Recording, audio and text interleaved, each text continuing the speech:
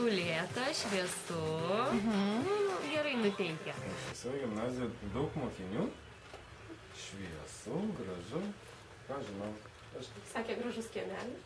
Gražu. Aš nebuvau. Pirmai eilėj šviesu,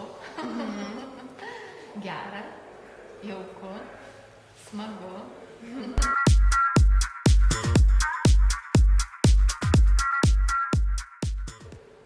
Drausmingumu, tvarkingumu. Gal jie daugiau yra pasitempę, tokie daugiau sumotyvuoti ir galbūt daugiau kryptingai žiūri į savo gyvenimą.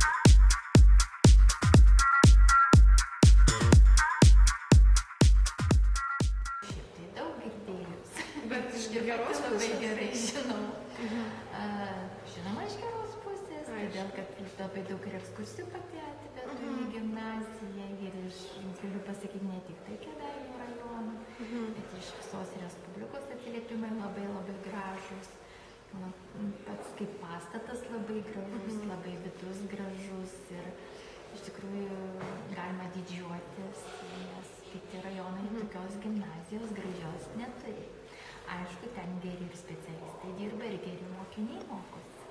Buvo laikas, kad ten buvo sunku įstoti ir buvo žmonių nusiskundimų, kad tenai sunku papulti, bet dabar kažkaip kai mažėja tų gyventojų skaičius, tai tenais truputėlį yra lengviau papulti.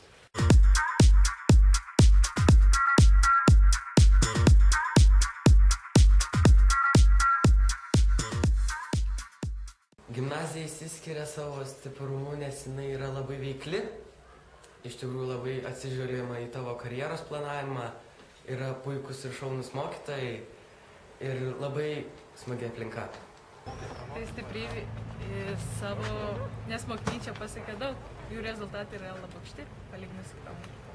Gimnazija yra stipri mokslo atžvilgių, grožio, nes pati gražiausia mokykla ir karjeros planavimo. Minusai šiek tiek mažai vietos, o pliusai tikriausiai tai, ką išvardinau prieš tai. Pliusai, nes čia visi yra labai draugiški. Graži aplinka, uniformas. Labai fainai, mokytojai labai draugiški. Skanus maistas. Maistas labai skanus. Gimnazijos pliusai yra tokie, kad esame istoriniame pastate, o minusai tie, kad yra mažai vietos.